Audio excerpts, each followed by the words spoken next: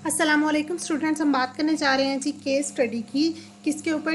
Disruptive mood dysregulation disorder, जिसको हम डीएमडीडी भी कहते हैं। ठीक है, इस पर हम डिस्कस करेंगे केस स्टडी को और किस लिहाज से according to DSM-5 diagnostic criteria. ठीक है, हम पहले डिस्कस करेंगे केस स्टडी को कि इसमें क्या है, ठीक है, सिम्टम्स क्या शो हो रहे थे उस केस में, और फिर हम देखेंगे कि वो हमारा जो DSM-5 का डायग्नोस्टिक क्राइटेरिया है उसके साथ मैच कर रहे हैं वो सिम्टम्स या नहीं कर रहे हैं। ठीक है, according to DSM-5 diagnostic criteria of disruptive mood dysregulation disorder, उसके साथ हम उसको मैच करेंगे।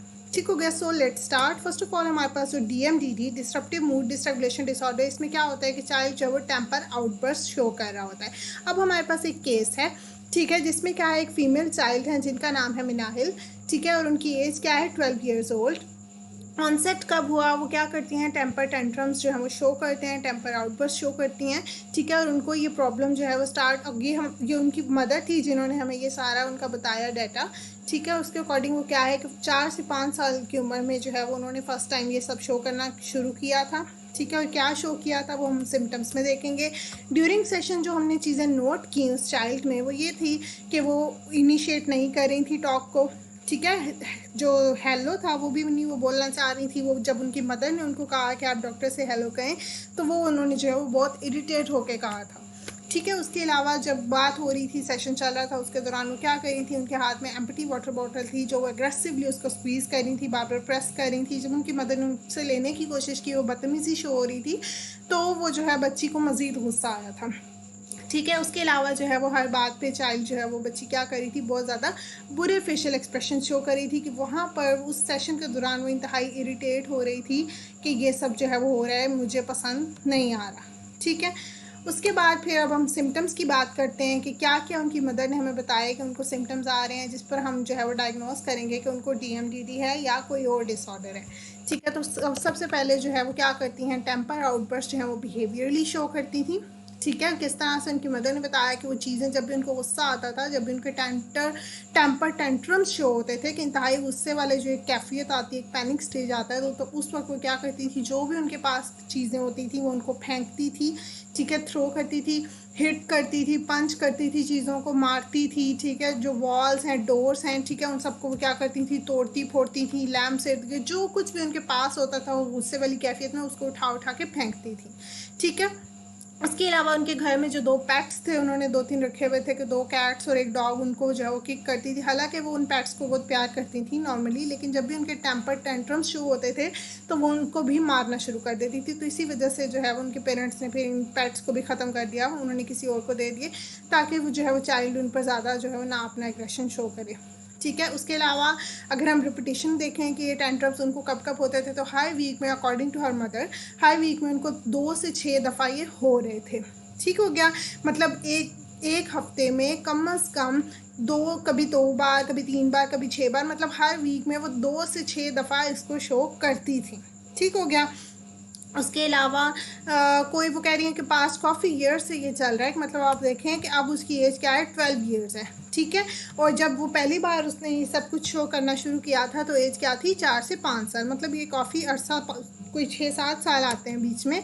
तो ये 6-7 साल से उसकी मदर कह रही है कि तकरीबन हर हफ्ते 1 से 2 बार वो ये 2 से 6 बार उसको शो करती है। ठीक है, शायद ही कोई ऐसा हफ्ता गुजरा हो कि उसने ये सब चीज़ें शो नहीं की टेंट्रम्स को। मतलब टेंट्रम्स क्या है, टेम्पर आउटबर्स्ट के, जब उसका गुस्सा जो है वो पैनिक स्टेज पे इंतहाई हाई लेवल का हो जाता है, जिसमें वो फिर ये वाले एग्रेशन वाले सिम्टम्स शो करती है। ठीक है, और अगर हिस्ट्री की हम बात करें तो ये सारी क्या हिस्ट्री टेकिंग की है, तो लेकिन उनकी हिस्ट्री जो है उसमें कोई एंजाइटी या डिप्रेशन के सिम्टम्स नहीं है, उनको कोई ऐसा डिप्रेशन या एंजाइटी नहीं रह चुका पहले। और इसके अलावा उनका जो लास्ट टेंट्रम उनकी मदर ने बताया कि जो कुछ दिन पहले उन्हें हुआ था, और वो क्या था कि जब वो बर्ड हाउस बना रही थी, ठीक है, और जो रूफ़ है वो फिट नहीं हो रही थी उसके अंदर, बर्ड हाउस में वो लकड़ियों से बना रही थी बच्ची, तो जब उसकी रूफ़ फिट नहीं हो रही, उसके अंदर उससे सही से बन नहीं रही थी, तो वो इंतहाई गुस्सा उसको आ गया और फिर उसने उठ के वो उस घर को भी तोड़ दिया जो वो बना रही थी, जो उसके इर्द गिर्द चीज़ें थी उनको तोड़ना फोड़ना शुरू हो गई। ठीक हो गया, तो ये हमारे पास आ गई केस स्टडी जिसमें हमें सिम्टम्स पता चले। अब हम देखेंगे कि क्या ये DSM-5 के क्राइटेरिया के साथ मैच हो रही है ये केस या नहीं हो रहा। ठीक है, फर्स्ट ऑफ ऑल उन्होंने क्या बताया कि उसको टेम्पर आउटबर्स्ट जो है वो क्या हो रहे हैं, बिहेवियरली हो रहे हैं। तो अकॉर्डिंग टू DSM-5 जो टेम्पर आउटबर्स्ट होते हैं या तो वर्बली होने चाहिए या बिहेवियरली होने चाहिए। तो इस चीज़ से ये मैट कर गया कि उसको क्या हो रहे हैं, बिहेवियरली टेम्पर आउटबर्स्ट शो हो रहे हैं। ठीक हो गया।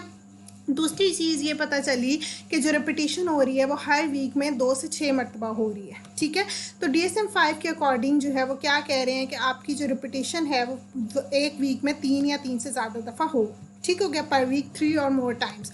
तो ये भी क्या है, ऑलमोस्ट ये क्या करें 2 to 6 टाइम्स शो करें, मतलब कभी 2 बार होती, कभी 3 बार, कभी 5 बार, कभी 6 बार। तो ऑलमोस्ट ये क्राइटेरिया भी मेट हो रहा है। ठीक हो गया। उसके अलावा वो कह रहे हैं कि पास्ट काफ़ी सालों से लगातार हो रहा है और हर वीक हो रहा है। ठीक है, तो अकॉर्डिंग टू DSM-5 वो क्या होता है कि कम अज़ कम जो है वो 12 महीने से हो रहा हो। ठीक है, और लगातार 3 महीने ऐसे ना गुजरे हो कि जब ना हुआ हो, तो 1 ईयर का मतलब इसमें आ जाता है क्राइटेरिया, और 1 ईयर होना चाहिए तो फिर हम कहेंगे DMDD है। तो इस बच्ची को आप देखें कि 1 ईयर से बजाय इसको अभी हो चुके हैं कोई 5-6 साल। ठीक है, तो वो क्राइटेरिया भी मेट हो गया। उन्होंने कहा ना एक या एक से साल ज़्यादा हो।